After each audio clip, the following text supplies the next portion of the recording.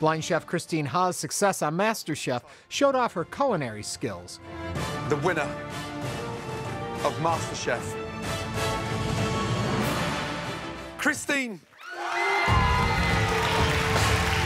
But Christine's creative talents aren't limited to the kitchen. She's also a gifted writer. As a child, I loved to read. I did love to write, but it wasn't something I really took seriously because I think my parents didn't think it would be able to, something that could, financially support myself with. So I didn't take it too seriously, but it was more of something that I really loved to do. This is how you bow to elders. This is what you do when you get red envelope money. This is the percentage you must save. This is what you can buy with the rest. Don't speak unless you're spoken to. Don't prance around. Don't sit with your legs like that. Don't yell, don't run, don't slouch.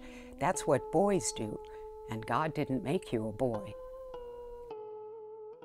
I had a lot of health issues where I was diagnosed with an autoimmune condition that's called neuromyelitis optica, or NMO, and it's an autoimmune condition where it affects my central nervous system, and so it affected my vision, my spinal cord, and I had to leave work, and I had to go through a lot of rigorous physical and occupational therapy. And I think during those times when you're at your very lowest in life, you do a lot of soul searching. And I actually returned to reading and writing as a sort of catharsis, I think. And I believe I tapped into that sort of creativity that I once knew that I had, and I think it felt much more fulfilling, and so I decided to go ahead and pursue creative writing. Cover the rice with enough water, but not too much. Always set out fruit after every meal. Brew a pot of jasmine tea, even if your guests say no thank you. Let the pho simmer overnight, but don't overcook it. But what if I don't like eating that stuff? You have to know how to cook traditional comfort food.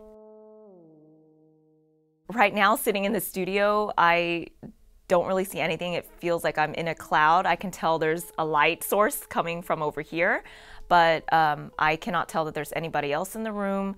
The best way for me to describe it would be if you were to come out of a really hot shower and you looked immediately into that steamy mirror. That's pretty much all I see. This is the charred meat you eat, the broken chair you use, the last place you take. This is what you can do instead of saying, I love you.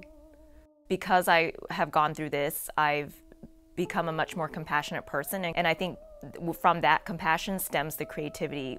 Name your son after his grandfather. But what if I bear a daughter? Keep trying if your eggs produce a girl. But be sure to teach that girl everything she needs to know to be a better woman than you can ever be.